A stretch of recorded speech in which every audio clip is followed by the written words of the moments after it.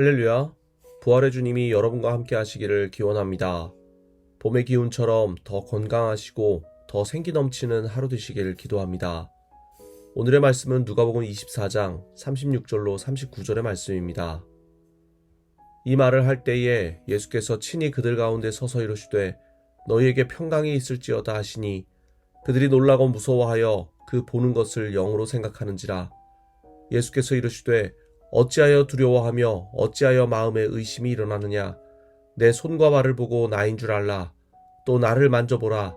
영은 살과 뼈가 없으되 너희 보는 바와 같이 나는 있느니라. 아멘. 2020년 10월 일명 정인이 사건으로 불리며 많은 사람들의 분노와 슬픔을 자아냈던 아동학대 살인사건이 있었습니다. 홀트 아동복지회에서 8개월의 정인이를 입양한 양부모는 정인이를 장기간 심하게 학대하다 16개월이 되었을 때 죽음에 이르게 한 사건입니다. 이 사건이 뉴스에 나오며 많은 사람들은 양부모에 대해 분노했고 정인이에 대해서는 미안해하고 슬퍼했습니다.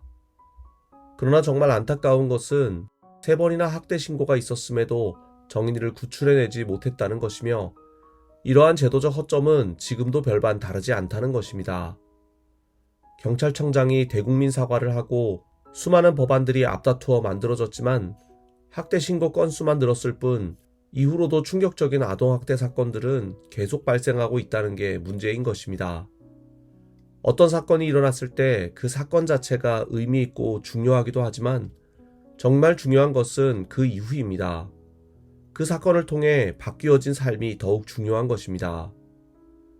예수님께서는 십자가에 달려 돌아가시고 부활하심으로 우리의 죄를 사하셨고 하나님과의 막힌 담을 허물어 주셨습니다. 이런 엄청난 부활이라는 사건을 제자들도 경험하였고 우리도 부활절의 기쁨을 통해 말씀을 마음에 새겼습니다. 그러나 정말 중요한 것은 부활의 사건에 있지 않고 그 부활 사건 이후에 우리의 삶이 어떠하냐에 있는 것입니다. 제자들은 주님이 부활하셨다는 기쁜 소식을 들었지만 부활 이후의 삶은 전혀 기쁘지 않았습니다. 두렵고 불안하고 믿지 못하는 가운데 있었습니다. 주님은 부활을 온전히 누리지 못하는 제자들에게 이렇게 말씀하십니다. 어찌하여 두려워하며 어찌하여 마음에 의심이 일어나느냐. 그리고 이렇게 말씀하십니다. 너희에게 평강이 있을지어다. 부활 이후의 삶을 살아가는 제자들이 여전히 불안과 두려움으로 살아가는 것에 안타까워하시면서 그들에게 평강이 있기를 기원하고 계신 것입니다.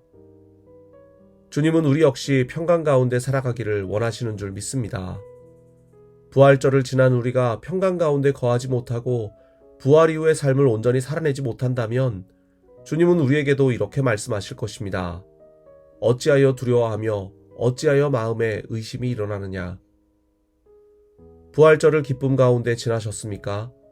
주님의 부활의 기쁨은 부활절의 그 순간만이 아니라 부활 이후의 삶을 살아가는 바로 오늘에 있어야만 합니다. 두려움과 의심의 마음을 멀리하고 주님의 죽으심과 부활을 통해 우리에게 허락하신 참된 평강을 온전히 회복함으로 부활 이후의 삶을 온전히 누리며 살아가시길 주님의 이름으로 축원합니다. 기도하겠습니다. 부활의 기쁨을 우리에게 허락하시고 그 부활 사건을 통해 우리에게 참된 평강을 허락하여 주시니 참 감사합니다. 그러나 부활의 주님을 경험했음에도 제자들처럼 두려워하고 평강을 잃어버린 모습으로 살아갈 때가 많습니다. 주님, 주님의 평강을 회복하게 도와주옵소서. 주님의 평강을 잃어버림으로 두려워하고 마음에 의심이 일어나는 모습으로 살아가지 않게 하옵소서. 지치고 피곤한 삶에 힘을 더하여 주시고 오늘의 삶에 충만한 은혜 더하여 주옵소서. 예수 그리스도 이름으로 기도합니다. 아멘.